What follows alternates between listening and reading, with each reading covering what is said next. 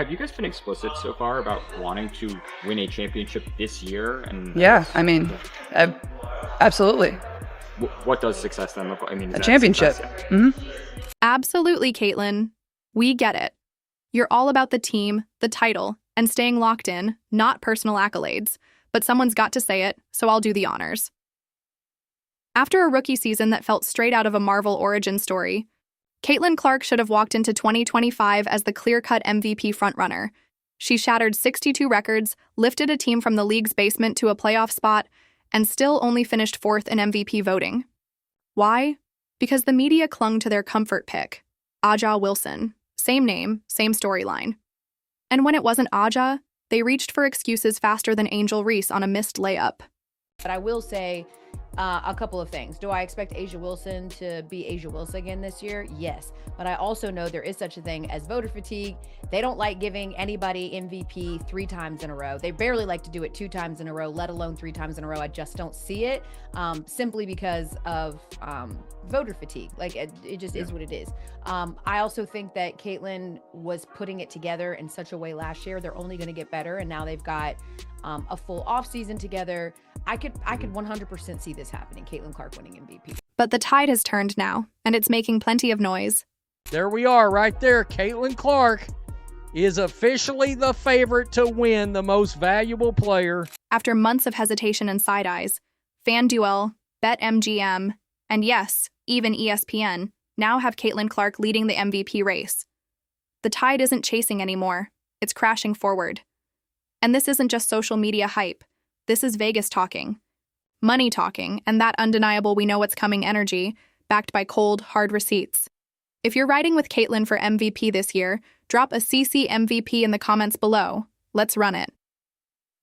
We're not here to chase greatness. We're here to claim it. Our ambitions don't fit into headlines or highlight reels. So if you thought we arrived, 2 more for Boston. now you know. We're not here for the moment. We're here for the takeover. Even the media voices that spent 2024 rolling their eyes and pretending not to see the eruption happening in Indiana are starting to come around. Suddenly, the tone has shifted. Gone is the smug skepticism replaced with a whole lot of, wait, Caitlin might actually be her. But fans have known it for months. Caitlin Clark isn't just good, she's rewriting the rules. So what's behind the sudden change of heart? Simple. Everything. Every sign, every stat, every off-season upgrade has been pointing to one thing. An MVP season is on the horizon. So let's start with our 2025 WNBA MVP, and that has to go to the one and only Caitlin Clark. The league has no idea what's coming with Caitlin's impending supernova.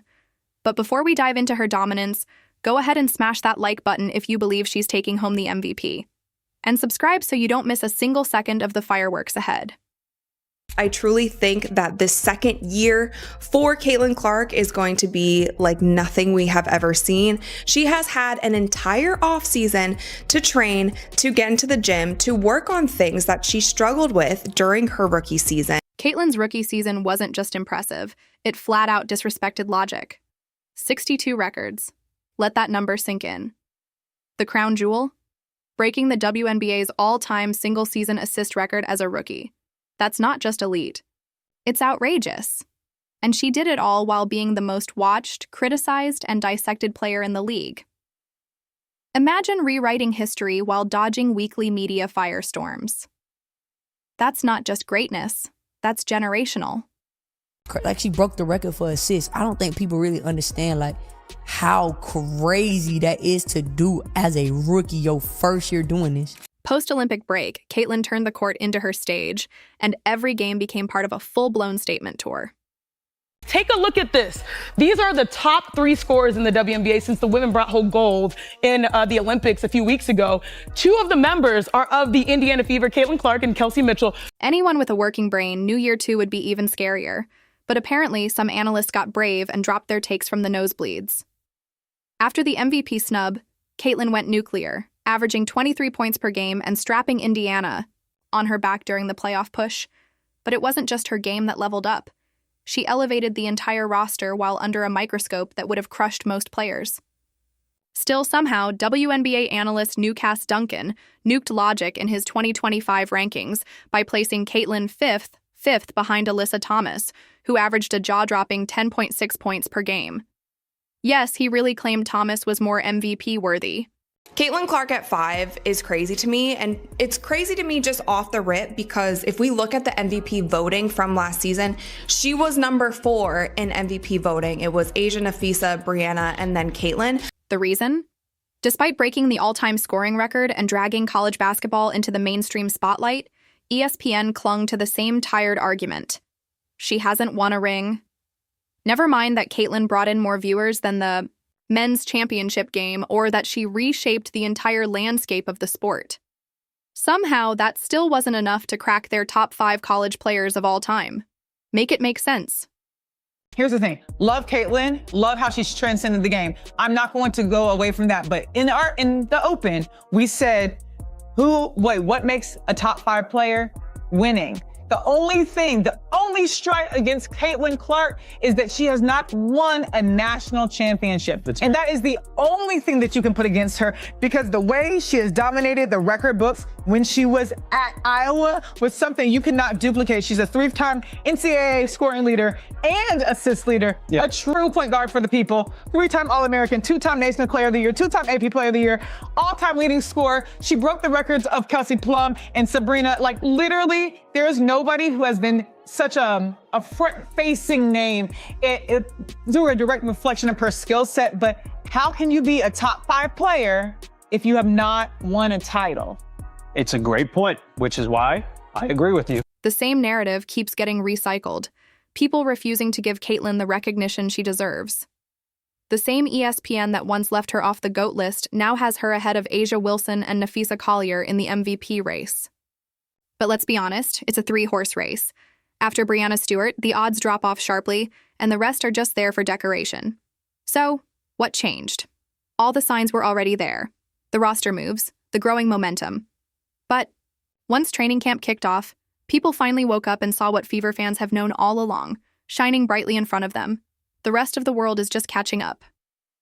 And I told y'all this last year. Well, I didn't tell y'all this last year on air, but like we saw when they took the pictures with Christy Sides, like when she pulled up on them at All-Star game, her, Kelsey, and AB, and everybody just kind of like rolled their eyes and walked away like she was a groupie.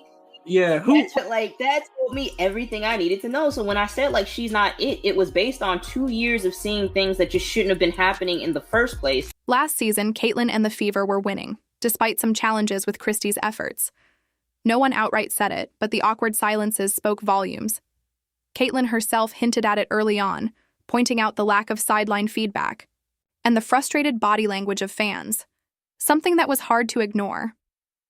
Close games slipped away due to careless rotations and disorganized sets, so Indiana made the smartest move they could. They brought in Stephanie White, a qualified basketball mastermind and the 2023 Coach of the Year, to steer the ship. Yo, we cannot be short on that pass. We can't be short on that pass.